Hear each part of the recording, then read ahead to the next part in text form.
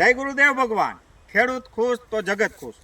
આજે આપણે અમારા ખજૂરી ગુંદાળા ગામના અને મારા મિત્ર એવા લલિતભાઈ પાનેલિયાની વાડીએ આવ્યા છે, જ્યાં તેઓએ અનંત 37નું વાવેતર પહેલી વખત કર્યું છે આ ઉનાળુ સિઝનમાં. લલિતભાઈ, તમને મગફળી કેવી લાગી? બહુ સારી વેરાયટી છે. તમારી નજર સમક્ષ જુઓ.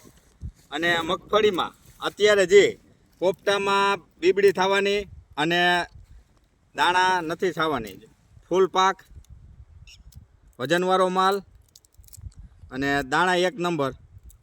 આપણે તમારી સમક્ષ હમણાં લાઈવમાં મગફળી ઉપાડશું. સાથે લલિતભાઈને પણ આપણે બે પ્રશ્ન કરશું.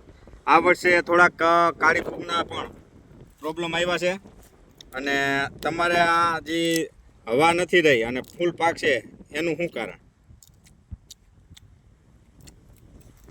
લલિતભાઈ, તો તમારે અત્યારે જે આ મગફળી છે પૂરા પાક ઉપર છે, હવે ખેડૂતને તમે લાઈવમાં જ 2-5 છોડ જે ઉપાડવો હોય ઉપાડીને બતાવો. તમે જોઈ શકો છો, લોથા કહી શકો એવી વેરાયટી, અને ઉનાળુમાં આવા લોથા. અને તમે કયો એમ આપણામાં ગમે અણધાર્યો પોપટો ફોલીએ તો પણ ફૂલ પાકેલો અને ભરાવદાર પોપટો છે. આપણાથી ફૂલતો પણ નથી અને દાણા તમને હું બતાવી દઉં. જો આ ફોલેલો પોપટો અને આ બધા દાણા.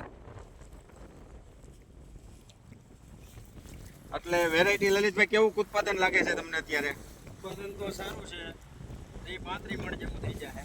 30-35 મણનો આ ઉનાળે. આજની તારીખ છે 23/5/2026 અને આજની તારીખે લલિતભાઈને આપણે કહીએ છીએ, એટલે આજની તારીખે જો આજે રાપલેલું છે, કાલની તારીખમાં ઉપાડવાનું છે, પણ ઉત્પાદન બહુ સારું એવું આવે એમ છે અને એક ટોપ ક્વોલિટી માલ પકવેલો છે.